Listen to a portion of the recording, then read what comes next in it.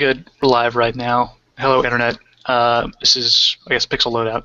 And we had a special bit of trailer come out today for Fallout 4. Turns out we're all... Fallout 4 confirmed!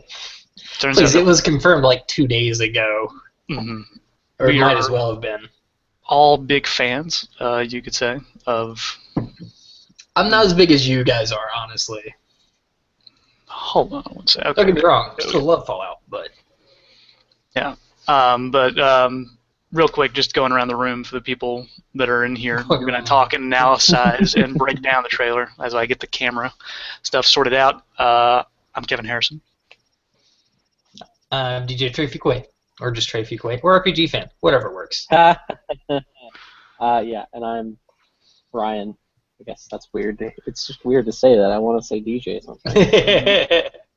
So I'm going to assume, Trey, that you did not wake up early on the dot for when this announcement was going to go live. No. I ended up actually at first watching Jim Sterling's commentary over the actual reveal trailer. So that's where I got my initial dose of it. And I knew it was happening, but Okay. I mean, cool, but Yeah, I think both you and I woke up. Well, you happened to wake up. Yeah, I actually had business to do at 9 o'clock this morning, so I was up a bit earlier than that, and it just was happenstance. Like, oh yeah, I guess that's totally going to be a thing. And I saw, like, my Facebook feed was exploding with people just talking about, hey, go watch the Twitch stream and stuff like that if you really want to torture yourself. So I had that opened up with the live announcement. Yeah, and it was I think it was the website that hit before the Twitch stream hit. Like, there was a good minute or two before the Twitch stream finally actually played out the trailer. And Trey right now finishing off his dinner. Yeah, no, I noticed something different. I don't know if it was like a server issue or something, but I had it where I was on the site and I had the Twitch stream up and the site wasn't doing anything, and so I kept refreshing, and then the Twitch stream went and people were posting like links and stuff in it for the actual YouTube video, because I guess they had seen it upload or whatever. Yeah, that seemed to hit. I mean, sure, it was probably already uploaded, and they just made it public faster than the other thing did. So. Yeah, but then it was like, I was like, you know what, I'll wait, and then I heard the opening chords, and my life was renewed. Yeah, I noticed that when I tried to go to the website that it wasn't working for me either. I'm not sure what was up with that. So I guess let's go ahead and get down to some of the nitty-gritty breakdown kind of thing. This trailer clocks in about 3 minutes and 4 seconds and starts off with an Inkspot song, which is very evocative of just about every Fallout trailer and opening that's been in the past. Like, yeah, I was actually watching a couple of intros from the old Fallout games, and that's precisely what they do in 1 and 2, is that they have the, and then that's actually intros of the games. They have the TV going and some ink spots, and then Ron Perlman comes in and does his narration. So. Yeah, so like a fun fact was that they originally wanted to get the ink spots, I Don't Want to Set the World on Fire, for the first game, and they weren't able to secure the rights. They had to go with Maybe instead. But they did get I Don't Want to Set the World on Fire for Fallout 2, I believe. Or maybe it was 3. Yeah, I think it was 3. Yeah. At least that's what I'm stuck in my head. Yeah, it is the worst things you have stuck in your head. Do your spurs go jingle, jingle, jingle? Mm-hmm. As I go ride along. I am so sick of the song on Vegas. I've tried playing that for so long, and I eventually just stopped listening to the radio because the same songs kept repeating over and over again. And clearly what you need to do is mod in more songs, but apparently. So this time we got It's All Over But the Crying, which is a song by the Inkspots from 1947. That's so underhanded, I feel like. I think it's like you guys can finally stop the rumor mill, and and you can cry to wonder. It's the perfect way to open it, I feel like. But, yeah. So did you guys see the images at all that leaked like a few hours beforehand? Like I was talking with Miguel a little bit this morning. He was actually up for whatever reason. He was talking about there's like 2 images that leaked from the trailer before the trailer actually went live. The garage one, right? Yeah. Mm-hmm. I saw that one. I didn't see any of those. I saw those about like 20 minutes before the trailer went live, and when I saw them initially, I could have sworn they were concept art. I'm like, it's too colorful. There's no way that this is going to be representative of what's in the game. So I was incredibly surprised after looking back and looking back at it again. This all looks like pure gameplay, which is par and for the course for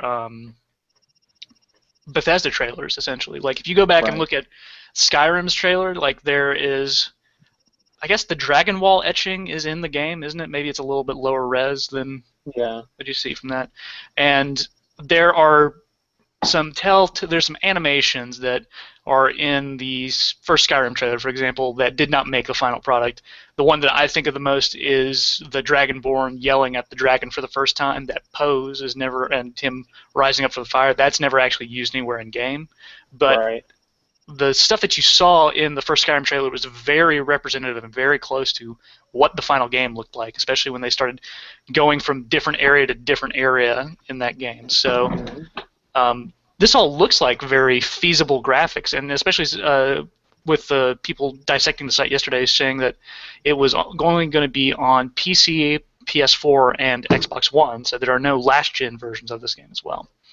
Right, which is interesting because they're actually, I don't know how far we want to get into this, but the engine that most people have been saying is it's just the reiteration of the Gamebryo engine, and that's kind of surprising to me because I would assume that with the next gen that they would try to, Tear it all down and start tear it all down and build it back up again. I mean, it's the tool set they know how to use, though. Like, I'm sure they just are able to pull, and you can look at some of the stuff that modders have been able to do with that tool set years and years after the game comes out. Like, there's a amount of flexibility that's in there if you learn the tool set. And granted, you'll probably still get some of that open world jank. Like, if you looked at those ghouls tearing through the marketplace and the physics of the boxes and cards flying everywhere, I'm sure you can get some of that going on with this.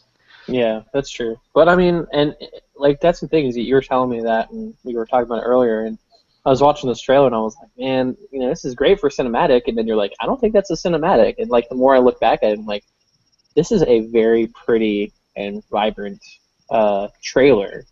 And right, that's the thing that got me, just how much color there was in this wasteland compared to the grim, dark green and black and brown that you get from the last generation. Trey, what did you think? It was definitely interesting, mostly due to the fact that you don't really get too many serious glimpses into what was going on during the actual time period before the bombs fell in that world. So I liked that a lot. I'm wondering if this one's going to be a little bit more of an urban feel or have larger cities to explore, since they did start it off right in the middle of a house in a town. Yeah. A lot of the stuff that I looked at is, as far as like backstory of where we are, is in Fallout 3 they talked to you about the Commonwealth, which is essentially what Boston, Mass is, which we'll get more into that. And it seems like they're a little bit more preserved and a little bit more, I don't know, protected and a little bit more urbanized. There's a lot more civilization that we see. Yeah, like the urban areas were definitely on show, and there are parts that are apparently people from like actual Bostonians have been recognizing. Like the three landmarks that I think have stood out the most have been there's the thing that looks like an airship that's actually the USS Constitution, the old Ironsides for like the cannonballs that bounced off from the war. There's a Paul Revere statue, which is still in Massachusetts, and there's the monument to Bunker Hill, which when I first saw, I was like, wait a minute, it looks like the Washington Monument, but much smaller, obviously. So it's more or less been confirmed with that. And I think a lot of people are speculating Fenway Park looks like has been retrofitted into a city the same way Megaton has.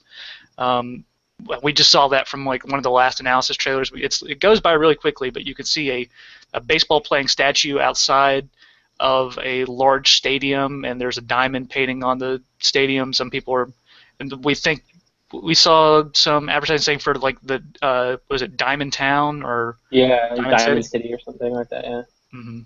So I wonder if the Red Sox will have actually won a World Series by. We'll have to be the alternate history version of the Red Sox, right? It means though the Yankees never came about, the Red Sox just dominate. Oh, do you think so? Does a Boston accent then is it going to permeate throughout the entire? Or do you think that the bombs will finally have scourged all the Bostonians off the face of the earth, and we don't have to worry about that anymore? I Shots mean, fired. yeah, shots definitely fired. Nukes launched. Yeah, I don't know. I wonder what the culture is going to be like, because I know that Boston in general has a very specific culture. So I wonder how that's going to translate to the game. Mm-hmm. Because, I mean, if you think about, like... This coffee is wicked strong.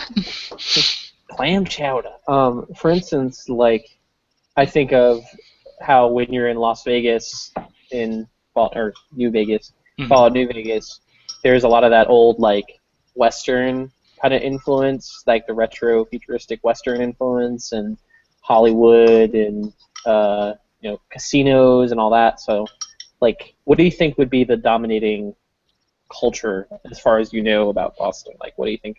I mean, MIT is probably the biggest thing I think of. Right. So the things you gotta think. Go for it. Sorry, you just gotta think about what existed in that area in the time period right before the bombs would have fell during that time.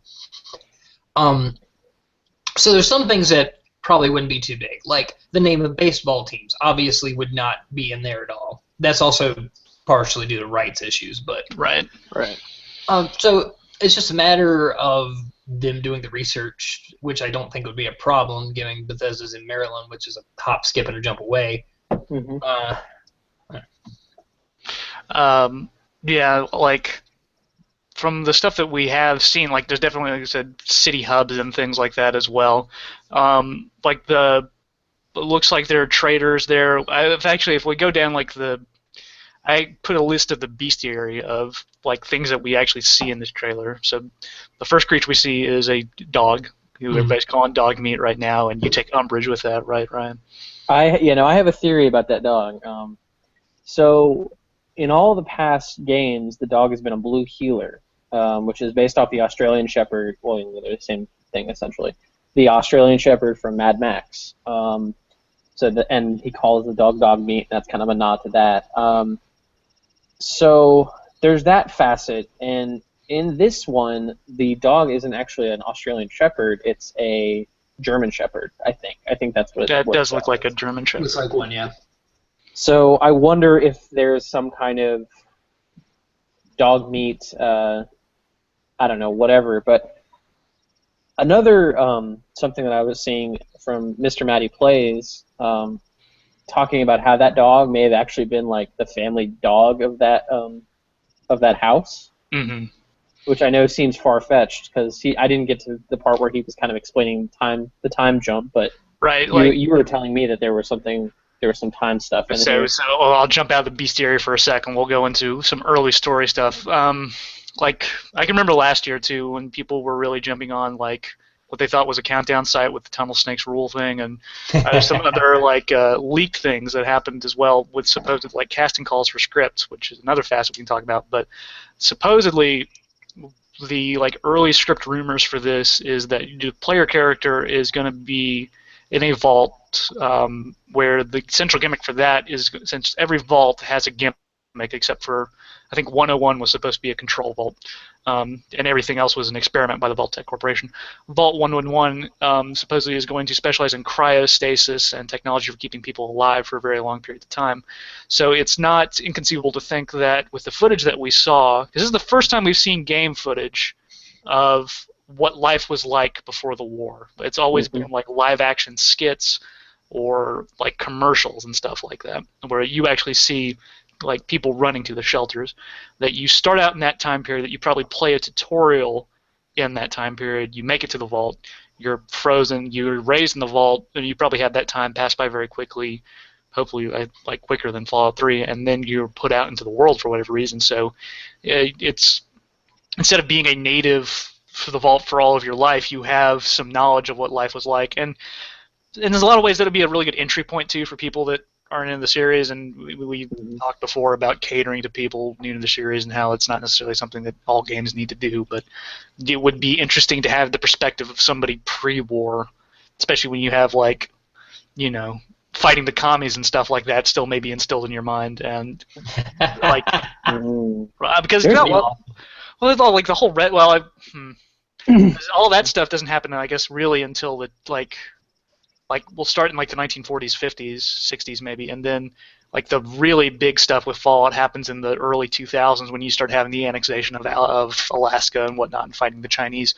Anyways, um, there was also a idea that was toyed around with the Van Buren, which was the first like version of Fallout 3 that was made by Black Ops Studio.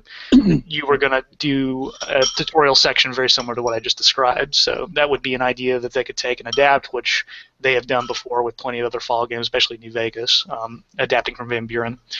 There's definitely some aspects of you're telling me about Captain America is what it sounds like. So pretty much, yeah. I wonder, yeah, and that's the other thing to tie in kind of thematically is Boston is kind of the source of the American Revolution. It's where America was essentially founded.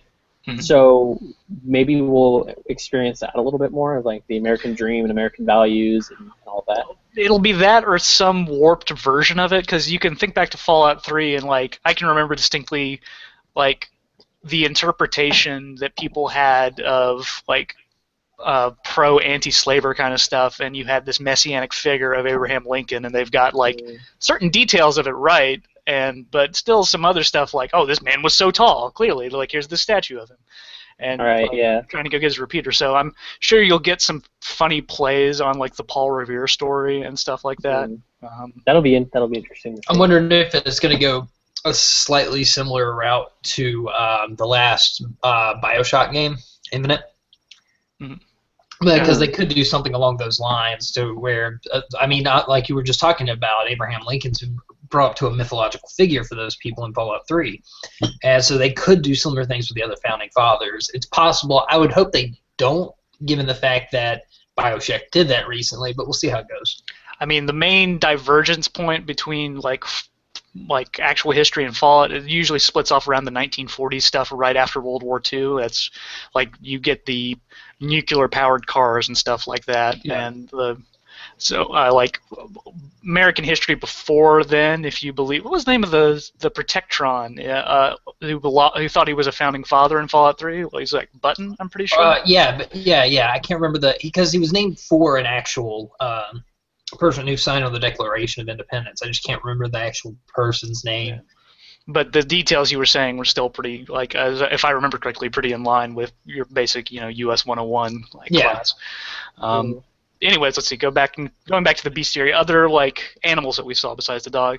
There's a Mr. Handy, not a Mr. Gutsy, because the Mr. Handy is like the servant butler thing that you see in the past, which is another sort of divergence point. There's pack Brahmins, so we definitely still have those two-headed cows moving stuff around. It looks like there was one point where you might have seen a soldier with a super mutant, but it's kind of shaded. It's hard to sort of tell. You didn't catch that at all. There's also a little bit more of like army stuff too. Mm-hmm. You're saying soldier, and it's not really clear if it's Brotherhood of Steel or Enclave. Right. There's not enough detail to be able to see right now. There's a redesign of Protectron, which looks nifty and really slick. Yeah, with the red light thing. Yeah, and it looks like they made like maybe a little more plastic than metal, which seems nifty. Looked like we had a Mirelurk going across the sands. Yep. And there's a very obvious shot of a Deathclaw. It looks like a very sort of wasteland-ish kind of aspect, very similar to Lonesome Road from Fallout New Vegas, like really orange-hued area. There's some ghouls that look a lot like Draugrs from Skyrim. They're in a market and they tip over some boxes. And then the last one that I saw was an iBot, which very evocative, obviously, of Fallout 3, President John Henry Eden. And there was a poster for Galaxy News Radio, so there's a 3-dog in there somewhere. Ow. There's also possibly an appearance by the Mysterious Stranger, which is kind of the more... Yeah, he's directly in center of one of those towns next to... It's the shot that has the memory den, which we don't know what that is yet. Showy Square or something like that? Mm-hmm. But it's the white hat and like coat and stuff like that you saw. It's not quite blink if you miss it, but you sort of have to know what to be looking for. What else? Okay, airships, they're a thing now. That's Okay, interesting. yeah. You were saying something about tactics. I never played tactics, so maybe you can explain this whole concept of the airships and things like So that. Fallout Tactics was a game that came out after Fallout 2 and Yes. before Van Buren. Was noted from changing up from being purely turn-based to also being possible real-time strategy if you want to use that input, and also having the sergeant from Full Metal Jacket, like literally voicing lines in there and being a head Brotherhood of Steel guy. The history of the Brotherhood of Steel gets changed up in that game so that they move from the East Coast to the West Coast. I want to say they make the trip over the mountains on airships, Hmm. which caused some lore problem stuff, like mix-ups, and is actually one of the main dividing points of making Fallout Tactics non-canon, along with some in-game stuff with a Master Vault program. So airships, for the most part, have been non-canon in the Fallout universe since Tactics got disavowed, which is largely when Fallout 3 came in. That's not to say there aren't flying aircrafts in the Fallout universe. Vertibirds have been around since Fallout 2.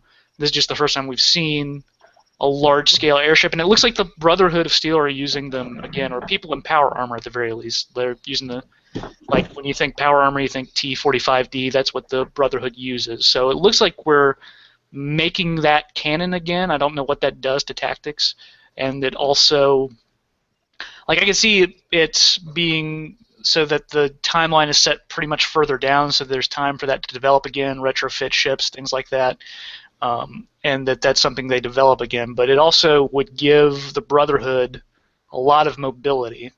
And there's also other implications as well, that, like, because the Brotherhood on the East Coast was really centralized in Washington, so if they have a presence again, they must have spread out from Washington, unless there's another faction using the Brotherhood's like standard armor stuff. Yeah. Well, that's the other thing I was thinking about was uh, the fact that it's built around that the institute, which is something that we talked about, is built around MIT. Mm-hmm. So I wonder how much more advanced they are going to be technologically speaking.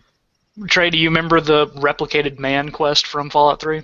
Yeah, I remember that one quite well. Give us a quick rundown of that. Well, basically, you were in what was the rust bucket of a Rivet ship called? City. Rivet City. That was it. Where it was this naval aircraft carrier that was basically grounded, given the fact that a lot of water got evaporated when the bombs dropped. But you find this one guy on there who's a professor from the Commonwealth, and he's looking for an android who he thinks is hiding in the area and asks you to help him out. Eventually, you can find out that the android was, spoiler warning, by the way, in case you haven't played Fallout 3 by now. God, was more than, it's like 7 years ago now at this point, wasn't it? It's technically possible, and I'm just trying to be polite. Okay. But eventually you find out that was his name Harkness? Harkins, it was either Harkness or Harkins. Yeah, something of that nature. And you find out he was the android, and he had his programming and memory altered to think that he was just a normal human that had been in Rivet City for a long time now as a security guard. And he actually has that done to himself. He asks for that. Yes. So that way it's easier for him to hide. Makes sense. Because we find out that, like, androids more or less are second-class citizens or akin to slave labor. Pretty much not considered people in the Commonwealth. Yes, Harkness was the guy, and he was like the head of the guard or something, right? Yeah, the chief of security at Rivet City. Yeah.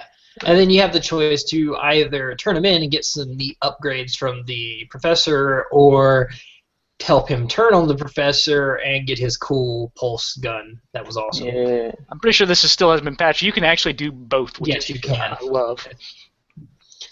So there were obviously overtones of things like Blade Runner, for example, that are large influences for this quest. But I'm trying to remember the name of the doctor that sends you on the quest. I want to call him Zimmerman. I think it was Dr. Zimmer. Okay. Yeah. I'm surprised how well this memory is. Yeah. But you learn from him a lot of details about, it's like where the Institute has first been mentioned, and that it makes the technology that you find in the wasteland apparently, like, it's paltry and just like backwards the way that he considers it. So either he's boasting a lot, but if they do genuinely have like androids, that does seem to, be technology that was not even available during the war, and is actual advancements since the dropping of the bombs. Yeah, so that's definitely. I mean, I kind of like. I think a lot of fans will be divided on this, at least long-time fans. About I think that Fallout 4 is going to be a lot less Wasteland, a lot more Civ. Just civil like cities and stuff like that. I'm fine with Yeah, that, but I I'm mean, there. pretty happy with that, honestly. I get a little tired of traveling those deserted, nothing in front of me other than a dust cloud waste after a while. yeah. I mean, I think like that's the other thing is I was looking at this trailer.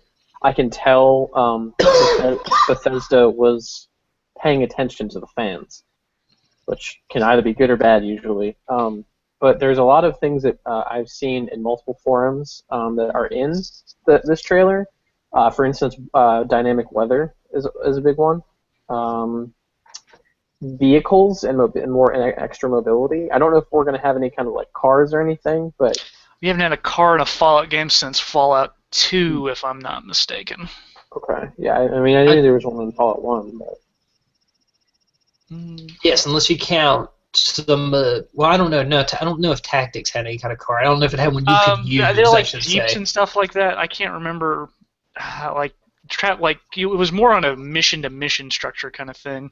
The Highwaymen though from Fallout 2, and you can actually find a crashed Highwayman in Fallout New Vegas, Hmm. but that hmm. was the name of the car that you got rebuilt.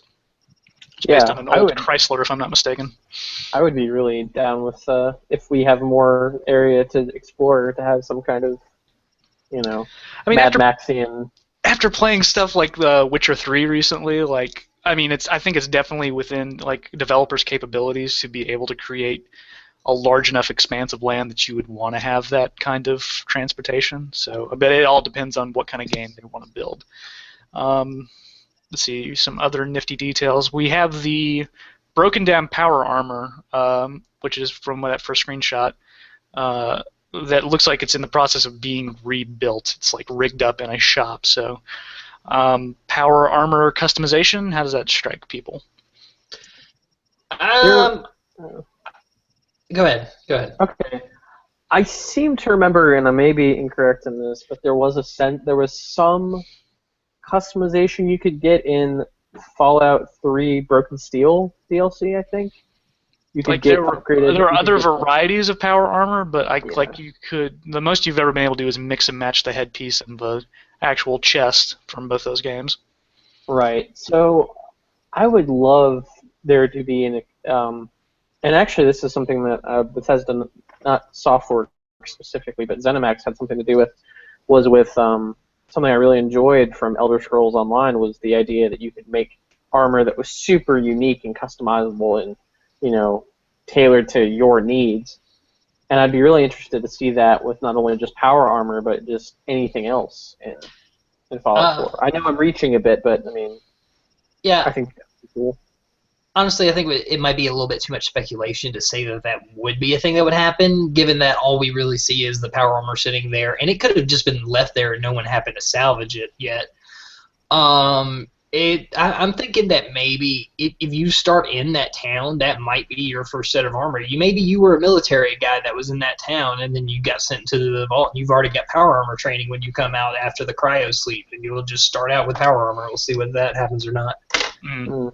If you do Yeah, start out with it, then the customization would actually make more sense, though. If that was like the core armor that you, or what if, because Fallout's always been about choice, and you could And always this is all speculation. right, of course, but it's just like there are obviously going to be some people that don't want to play a power armor character, but I could see like sort of a system shocky kind of thing where you picked out if you did have a military history, for example, like one of those things that you start out with very basic power armor training, and then like you played a class that was all about utilizing different kinds of power armor and things like that, or you could be a stealthy recon guy, for example.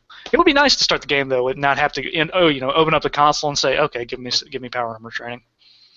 yeah, that's the other thing I'm thinking about is a lot of the backstory stuff is people saying that he was the cryogenic man or whatever was an army guy, and that's where he got training and all this other stuff. So again, that kind of ties in with that whole American Dream thing I was talking about. How 1950s was built upon the back of you know, the men who came home from World War II. Oh So man, what if I he's a wonder how World much War of II that. veteran? Yeah, that. Oh man. Or he even looked just like, really young from. But granted, you don't see his face, but you still see from the Cryogenic back. freezing, duh. Yeah. Okay. Still. but yeah, Yeah. but No, that's that the other would be thing. interesting. But that's the other thing is like there's a little bit more of that whole you know, there was a lot more army stuff. I felt like there was a lot more organized. Like you saw a lot of like military technology. You saw a lot of power armor. You saw a It lot was of interesting to see the power armor actually displayed as they like guide the people towards the vault. yeah, that's true. So I mean, you know what I actually got a really big sense of was the whole it was I think Call of Duty Modern Warfare 1 or 2 about how you know you're in a residential neighborhood and you're fighting terrorists or whatever. Something like Nuketown or something. No. Like it was part of the campaign. Oh, it's when the Russians started invading, right? Yeah. And I got that same sense of like cringiness, like that whole like, what if this were my neighborhood kind of thing. And that's, I think they might bank on that a little So bit. that does lead an interesting like if we go on previous Fallout timeline stuff, I believe the bombs start dropping in like 2040 something. And that would probably rule out being a World War II vet, unless you were frozen in the 1940s while all this is all going on. But so that's another like possibility, I suppose. But and then Yeah, once but again, that's like the timeline is not necessarily sacrosanct. There was a lot of things that were thrown sort of upheaval, even with the regular with the release of Fallout 3. It tries its best not to contradict, though. yeah. So I'm looking at it right now. The Great War was when the bombs were dropped. That was 2077. Right. That's after they Uh, reclaim Alaska. I'm an idiot. I completely forgot how far away later the bombs actually dropped. I Yeah. mean, there is still war going on, though. It's still a very active war between the U.S. and China, who are the last two remaining superpowers, and I think the European. There's a coalition of European powers that are still trying to be together as well, but it's mainly fighting over oil. Yeah, and that's the other thing is that people, just for people that are listening in or that will Yeah, be I watching, think Fred actually hopped in, but go ahead and keep going. that'll be watching, to make it clear. So the idea behind the Fallout series is that it's retrofuturistic. So it's essentially like the souped-up version of the 1950s, but it's 2050s. Is kind of where the timeline sort of ends, and that's kind of what we base this off of. So. So I actually want to go into another thing that I think will divide characters. Divide players? Do we have our first voice-acted protagonist? He says a total of what 3 words at the end. Let's go, boy. Yeah. Let's go, boy. So, Now I can only think about it as the Shia LaBeouf like do it. do it. Yeah. Let's go, boy. Yeah. So once again, going back to these supposed leaked materials, talking about where this whole cryogenically frozen thing, man came from. There supposedly was a casting call for male and female protagonists. So I don't think it's too much of a stretch that they would put some voices, but because I mean that's like the next step up from what they had in Skyrim. Like they stopped pausing the world around you and they started, making it go. Like the next thing is to actually have your character voice some lines. So, I could see that, being a very real possibility. Yeah, and I think they could also take a page out of, like, I can't actually think of a game where you had customizable characters, and you could also customize their voice that I've played since like the Tony Hawk games. But like obviously there's like Dragon Age and stuff like that. So I wonder if that's another thing we're going to be able to have is a little bit more of that customization with the voice acted lines. I do wonder if they will be able to have like 2 or 3 people that you pick from, similar like Saints Row having a few voices to pick from. So the only thing that really worries me about this is that if the norm for the entire game is to have all of the dialogue voice acted, I think that really makes work for modders, like it makes it cut out for them, because if they want to add their own original scenarios, so they need to either have their protagonist be silent through most of it, come up with clever ways like maybe recut some of the lines and dialogues, or try to be like a voice sound alike, which adds a whole layer of complexity to people doing original campaign content, which is, half of the like driving force behind, people who keep playing Skyrim and Fallout, which is an interesting challenge at the very least, and hopefully does not ruin the modding scene. Yeah. What do you think? I mean, Trey, I know we've been just kind of talking a lot. So what do you think about the whole, like, do you think there will be voice acted? And if so, what do you think the limitations are going to be? Would you really care if there's more voice acting or not? I wouldn't care. I honestly don't care at all. I play so many games that I have to read every single bit of dialogue that You're still working on Pillars of Eternity? It doesn't even bother me. Yeah, I haven't finished that yet. Gish, that game is ridiculously massive. But yeah, it's a lot of things. Like I play, was it Sunless Sea, and like he just said, Pillars of Eternity. Literally just said it. I forgot it already. But so I grew up having to read my video games, and that was the only way it was for a long time. And so it never bothers me when that happens. And in fact, most of the time I'd prefer it because I tend to read faster than voice actors tend to speak the lines. And so I would rather just go ahead and get through it because maybe I'm on a time limit and I've only got 20 minutes before I have to get out the door, but I'm trying to play a game and get through it part quickly before I have to go somewhere because I'm going to finish it, darn it. Okay. But anyways. Okay, I'm trying to take a look at the notes real quick. I'm trying to think if there's anything else that Are there any other little details that are worth bringing up from what people saw? I think you said you had some crazy conspiracy theories, right, Ryan? Yeah, well, this isn't one of them, but one of my theories, which I was very happy that you agreed with, was the whole like family dog thing. So this is also in one fell swoop. This is the most we've heard the narrator talk. It's interesting. I don't know if it's the same, like, because it's a radio announcer and it's voiced by Ron Perlman, and he does say this might be the first time that he's had to narrate anything. I don't know if it's necessarily in canon with the rest of it, but for the sake of argument, sure. Let's keep going. Right. It's possible. It could be that he's just been the radio announcer that's been talking about this stuff this whole time that all these Fallout adventures have been going on, and then you're finally just now getting to see the character and know who he is. Who knows? Which I would honestly like if we had a Ron Perlman like stand-in for character dog. That would be great. I would love that. He's going to be the ultimate bad guy. He's the other guy who was cryopreserved with the radio announcer. Because I think to get revenge on humanity. Because I think he's a completely underused talent. They just got his character from Pacific Rim, and he's going to be the bad guy. I don't know. I feel like he's almost a perfect amount. There's something very comforting to have him be the open narration, and it always lulls me into whatever mindset I need to be. It's like, yeah, I'm playing a Fallout game now.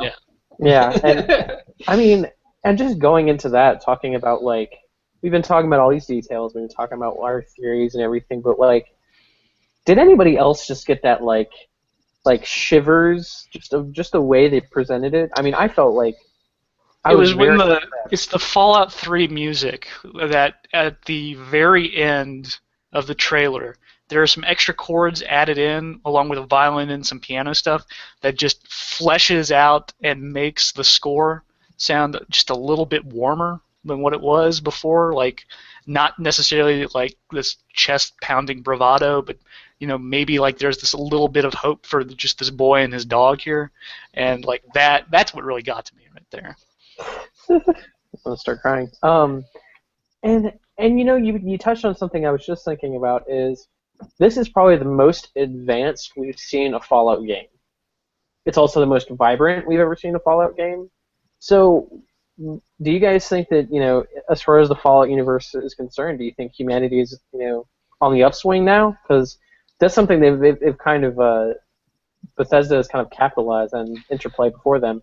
The whole dark humor with everything. I mean, I'm sure the dark humor will still be there, but there's like, depending on how you played your cards in Fallout 3, like there definitely could be hope for humanity with Project Purity and all that stuff, and the idea that and in some ways even with all the darkness and everything that happened, like Fallout in a lot of ways is kind of an inspiring story. The idea that even if all of humanity can annihilate itself in nuclear fire, that it wouldn't be enough to stop everybody. Like mutually assured self-destruction would not be total annihilation. That there would still be some contingency and vault plans. That eventually life would find a way. Yeah. I want to see Jurassic Park. And Jurassic World's coming out in a couple weeks. Are you okay, Trey? Did I just break your head? As much as I love Jeff Goldblum, that was one of the biggest stretches I've ever seen to use that line in conversation. I think it could be worse. I could be doing the laughing remix from. So, so happy I showed you guys that. So details about release. Do we have any? Want to talk about that at all, or do we not? Do we still want to? So the only thing we've got right now is a listing on Amazon for December 31st, 2015, which is a firm placeholder date for Q4 2015.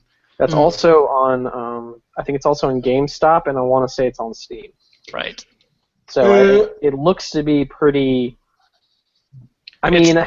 Take it with a grain of salt right now. But yeah, that's what I would say, but it seems to be pretty, like, that's their goal anyway. Just I always find it best to avoid the hype.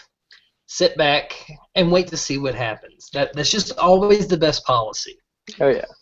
So Trey is definitely the voice of reason here, and absolutely is probably the person to put your money with and not get your hopes up, and go hibernate in the winter for a good 6 to 12 months, and you probably are going to be pleased.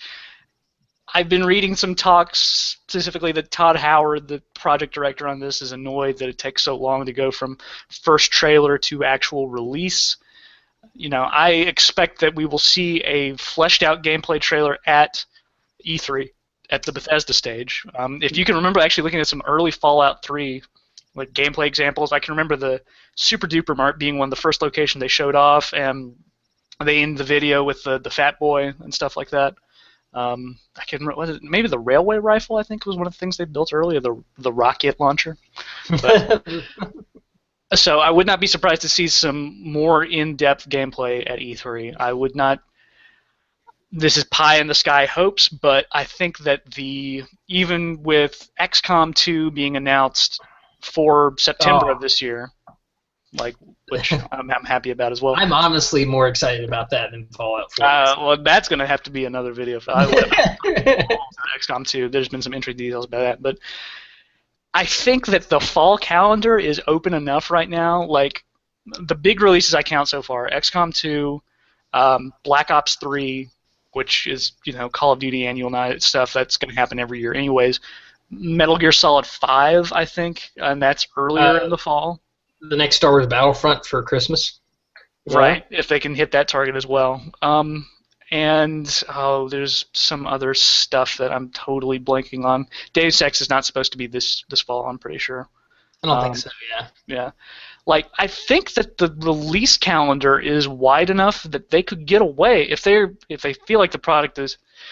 Well, okay, I mean, let's be realistic. Like, as ready as Bethesda product can be, and then 5 patches later it's actually playable, like, I could see it actually being a November release, very similar to how Skyrim was back in, was it 2012? No, 2011. it was earlier than that. 2009, 8. No, it was 8 was fall. Wait, Skyrim was 11/11/11. He's talking about the trailer footage and stuff. Oh, the trailer footage was 2010. Yeah, I can remember that was a really long stretch, like 9 months or something like that. But I could. So yeah, my hopes are way probably out of proportion. But if they say fall or winter 2015, I'm just that was my prediction. So that's my prediction. I'm gonna be playing Fallout in Sweden probably. I'd assume Christmas at the earliest is my personal speculation. Oh my God! Can you imagine that? And then you go out to go see Star Wars, and you come back and go play Fallout, and then there's Star Wars mods on Fallout. Oh God. So yeah, that's speculation stuff. But what we know now, as far as details, just so it's clear with everybody, pre-order is up on Fallout4.com. They have not announced. Don't do it. Don't do it. Don't do anyone. I don't care how hyped you are. I don't care how good it is. Wait. I'm giving details. Just That's all I'm doing. I know. Ryan, I'm just saying. I have to put that in. I'm sorry. Go ahead. Continue. What were you saying, Kevin? there's not even any pre-order bonuses announced yet, so why would you do it until you know what the best pre-order bonus is? Anyways, so the constant price for all of the different pre-order places, and we have a lot of options. We have do you have the list, Kevin, in front of you? I saw GameStop, Amazon has, like I said, has that listing right now. Best Buy, Buy. Target is apparently going to have like a pre-order thing right now. Steam Walmart. is hosting pre-orders for it. Green Man Gaming sent me an email today wanting people to pre-order it. And yeah, Trey is just constantly wagging his finger. No, no, no, not in my house. Yeah, it's gonna be virtually everywhere that you can like go pick up your favorite video games. So like that's not gonna be. I doubt they're going to have a problem. You may not be able to buy it on Origin, I suppose, but then again, why would you? Yeah, But it's going. Yeah, the pre-order is going for $59.99. As expected. Yep, and they haven't. I looked on Steam and I looked on the PC. They have the PC version. They haven't released specs yet for Fallout 4. Yeah, so, there's no word yet about how powerful your PC is going to have to be to run it. Granted, Bethesda games have been pretty modular right now. Like if you're running stuff like Witcher right now, or I'm trying to think, Batman, you're probably going to be able to get away with this just fine. And the specs can't be greater than what you see on typical consoles right now for this current gen. So you need a comparable video card to that, which is not difficult to do. You need 4 gigs of RAM, which is 8 gigs of RAM probably, which is pretty standard. You might be able to get away with 4. If you can play GTA right now, I would suspect you'd be able to play Fallout. Yeah, I was like, I can play it on. I can probably play it on my ThinkPad. So I would not say you're actually thinking about building a PC for this, right? no, I'm just thinking ahead because each new game release, I start to realize how obsolete my computer is going to be by next year. So, but I mean, I most likely should still be able to play Fallout 4 on this computer. But you might be able to assemble something out of old parts from people. I remember like Miguel just updated his computer with like a 970 and something like that. Maybe you can find some deals and whatnot. And yeah, I mean, they think they just had a new 970 they released today, but it was more of a consumer model. So PCs are getting cheaper to buy every time, and the closer you get to the release window of that, the cheaper it is going to be to build something comparable to play it. But is there anything else people? I think that's all the details. Speculation I have. Crazy story speculation stuff, real quick. What do you think is going to happen? Okay, so you're born in a vault, or you go into a vault. You come out of vaults. Said vault is broken in some way. You need to go to some dangerous dungeon to get the water chip. Yeah, get the water chip. You come back, and then everything's haywire, and then you need to leave again. That's what I got. It's really out there. I think factions wise, probable Enclave, definitely probably Brotherhood of Steel. Maybe the Commonwealth, like the Institute, will be a faction. Good guys or bad guys? Neutral. Okay. And then you'll have the bad guys because of the whole Android rounding up thing, and then you'll have the Android Railroad up against them, which will be kind of your I'm trying to think of like an analog from the old games, but kind of your chaotic good kind of people, I think. So, my prediction. What you're going to do is you're going to get home after having pre-downloaded it beforehand if you pre-order it. Then you're going to finish the install, try to play, realize it's not working, have to uninstall it, and fully reinstall it, which is going to take another 5 hours to download at least. That's pretty That's a good story. I like it. Keep going. After that, you're going to finally sit down and you're going to play it, and you're going to get into it, and you're going to be like, yeah, this is good. Okay. Yeah, good story. That's my prediction. I mean, yeah, it's taking it from a very meta level. For me, I think it's probably going to turn out you were a robot all along, and you had no idea, and they were fake memories, and yeah. That would contradict with the person being in pot. Well, no, not necessarily. Never mind. Yeah. I don't know. That's just me. So that's what we got so far. Hopefully, I'll do a few little small minor edits to this, and it'll be up for public consumption. Is there anything anybody wants to plug right now with what's going on in the summer? Not quite at this moment in time, no. Working on some stuff. Okay. What about you, Ryan? The only thing I got going on is I'm doing classes right now, but I am getting my plans together to go to Sweden, so I will definitely be less of a face, I guess, for Yeah, maybe we'll get you over that awesome Swedish internet to talk about stuff. Yeah, that's true. So yeah, maybe I can do that. Maybe we can do any kind of multiplayer game or something over. Cool.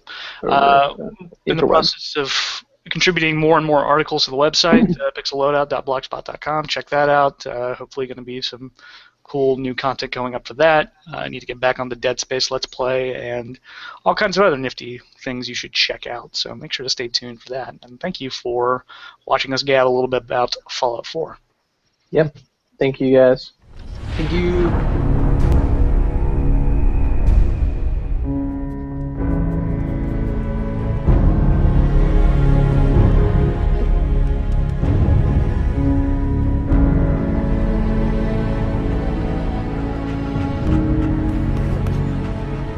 Let's go, pal.